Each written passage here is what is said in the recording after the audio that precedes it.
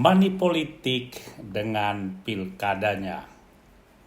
Pilkada serentak di Indonesia sesuai dengan peraturan KPU nomor 2 tahun 2024 untuk memilih gubernur, wakil gubernur, bupati, wakil bupati, wali kota dan wakil wali kota di seluruh Indonesia dilakukan pada hari Rabu 27 November 2024 yang akan datang.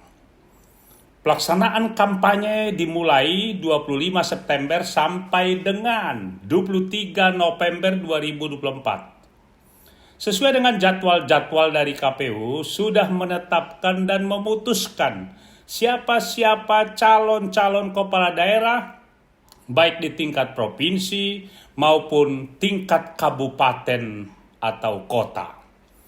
Semua tim kampanye sudah memainkan perannya untuk mempromosikan calon-calon jagoannya dalam program-programnya yang menarik. Walaupun setelah saya amati cukup banyak tawaran program yang tidak realis sesuai dengan anggaran yang ada. Pokoknya menurut mereka menyampaikan aneka ragam janji-janji sorgawinya. Soal ditepati nanti itu soal yang kedua. Katanya lagi, yang penting menang dululah. Mereka lupa bahwa jejak digital sudah mencatat itu. Janji adalah hutang dan hutang harus dibayar. Titik. Mereka lupa bahwa rakyat ini sudah semakin banyak jumlahnya yang cerdas dan pintar, tahu mana janji yang masuk akal, mana janji yang asbun, asal bunyi. Rakyat ini sebagian besar sudah melihat, mengamati rekam jejak masing-masing calon yang akan dipilih. Pertanyaan kritis saya ada dua hal, yakni pertama, apakah dalam masa kampanye di pilkada ini yang sangat berpengaruh dan menentukan yakni money politik atau rekam jejak, track recordnya? Kedua, apakah dengan jumlahnya banyak partai yang mendukung sudah otomatis menentukan yang bersangkutan lolos, atau karena pengaruh track record pribadi yang bersangkutan? Maksudnya integritasnya, identitasnya, dan popularitasnya yang sudah banyak berbuat untuk kepentingan dan kebutuhan rakyatnya. Menurut saya, seseorang bisa lolos ketika rakyat sudah melihat identitas, integritas, dan popularitas yang bersangkutan sudah melakukan. Jadi, bukan karena banyak jumlahnya partai yang sudah mendukung. Maaf, sekali lagi jika analisis saya berbeda dengan analisis banyak orang.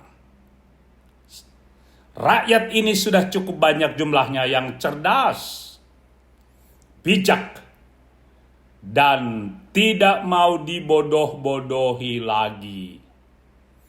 Malah, sebagian rakyat ini termasuk saya justru berpikir bagi calon kepala daerah yang banyak partai pendukungnya pasti mengeluarkan banyak, tanda petik, quote and quote, uang mahar.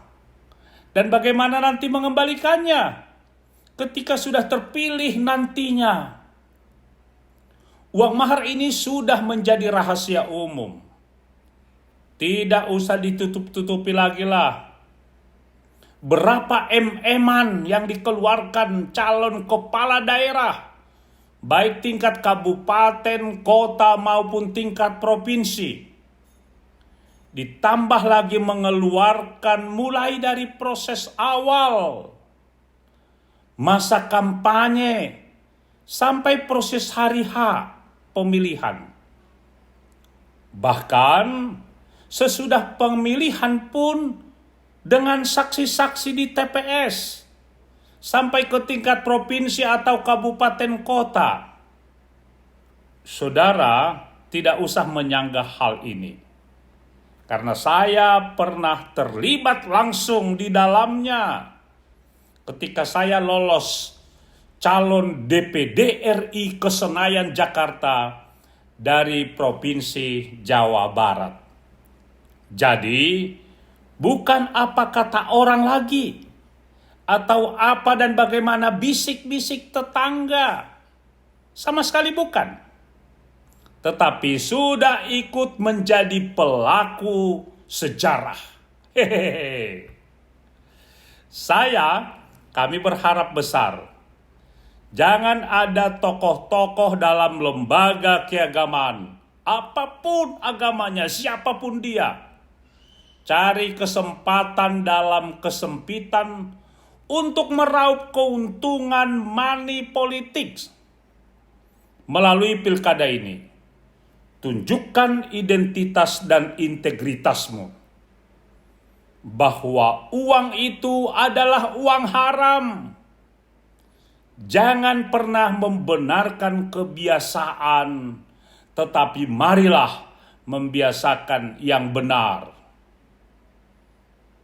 Sepanjang pengetahuan saya, pemahaman saya, dan pengimanan saya, yang mantan dosen etika dan dosen manajemen, tidak ada ajaran semua agama di Indonesia yang menghalalkan dan membenarkan tindakan What's ini. that, brother?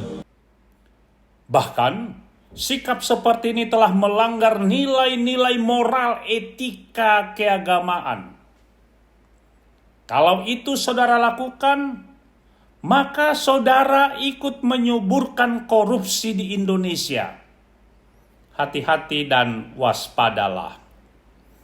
Pertanggungjawaban saudara-saudara adalah di dunia sekarang dan di akhirat. Kepada para pengurus partai dan para penyelenggara pemilu baik KPU, Bawaslu, dan yang lainnya yang berhubungan langsung dan tidak langsung dalam pemilu 2024 ini. Ayo, mari tanggalkan dan tinggalkan praktek money politics ini. Katakan dengan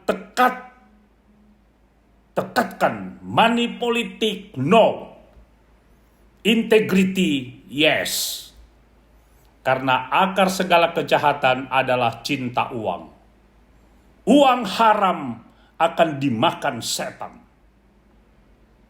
Kalau bangsa dan negara ini mau maju dan jaya, mari tanggalkan dan tinggalkan money politics. Salam waras dan penuh integritas dari Bang Jahenos Saragi. Terima kasih.